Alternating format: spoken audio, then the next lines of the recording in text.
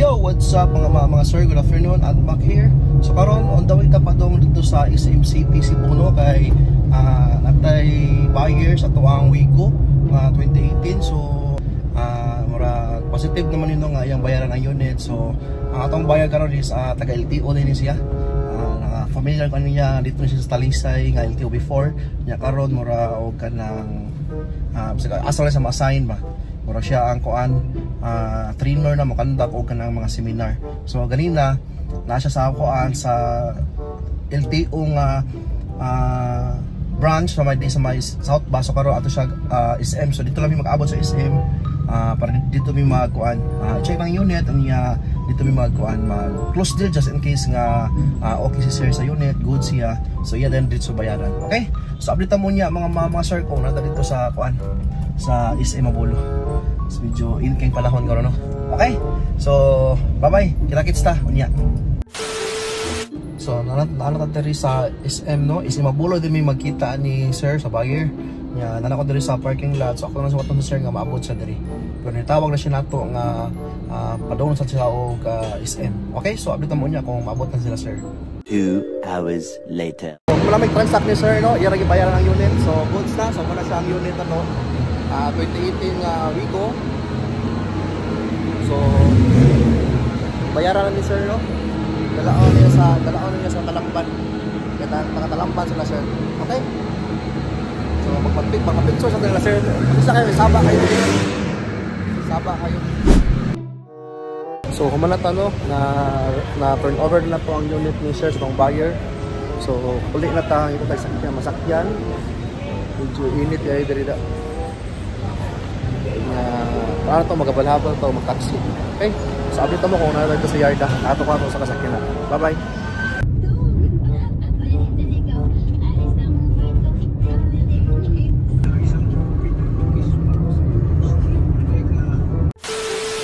Yo, what's up? Welcome back. So, humanata sa to ang transaction karon, na turnover na to ang unit, na sold na to ang 2018 nga Toyota Wigo, katong 22 ang mileage. So, ang nakapalit ato is taga Balamban nya ako to sa LTO ng trabaho. Nya atong Wigo hotcake karon ang panahon na kay naidaghan ng ilog no.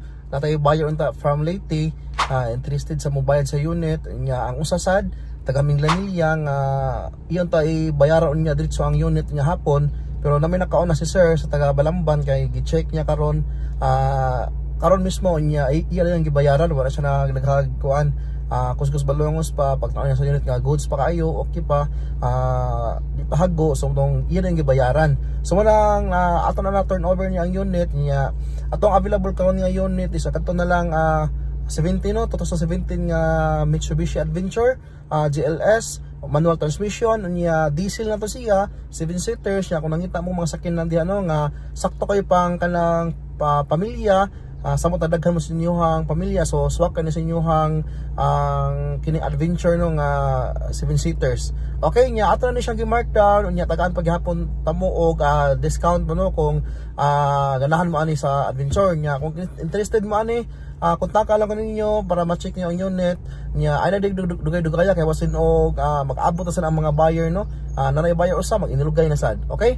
So muna kung interested ka ganahan ka mo check sa unit, mas maayo nga i-check nimo karon dayon mintras wa kay kuan kaagaw no. Paano masabi? So kontak lang ko ha sa akong number sa tong Sun 0923296319 o sa tuang Globe 0995-841-6063 para paspas sa tuang transaksyon niya. Duawa lang sa inyo tuang page no, Unlock Auto Trading kay natay daghan mga naka-post dito kasi sakyanan gikan sa high-end to low-end, manual, automatic, sedan, hatchback, SUV na daghan dito. Okay, so kita-kits dito sa tuang page, comment down below lang dito nga ina ko kung unsay mga sakyanan yung ganahan kay matagaan ta mo ana niya. Di sa to kalimtan nga mo deliver rasad ta, mo shipping rasad ta, wala problema ato lang sabot-sabutan unya. Mo dawat ning hapon ta og financing nationwide, 3 to 5 days sa pagpasa financing. Kung complete ang requirements, wala daghang dagway-dugay, pwede na dahil na mo mauli ang sakyanan sa inyo ha. Okay, so dili lang ko to mga sir. Salamat sa pagtan-aw. Kita-kits ta sunod pohon. See you next time. Bye-bye.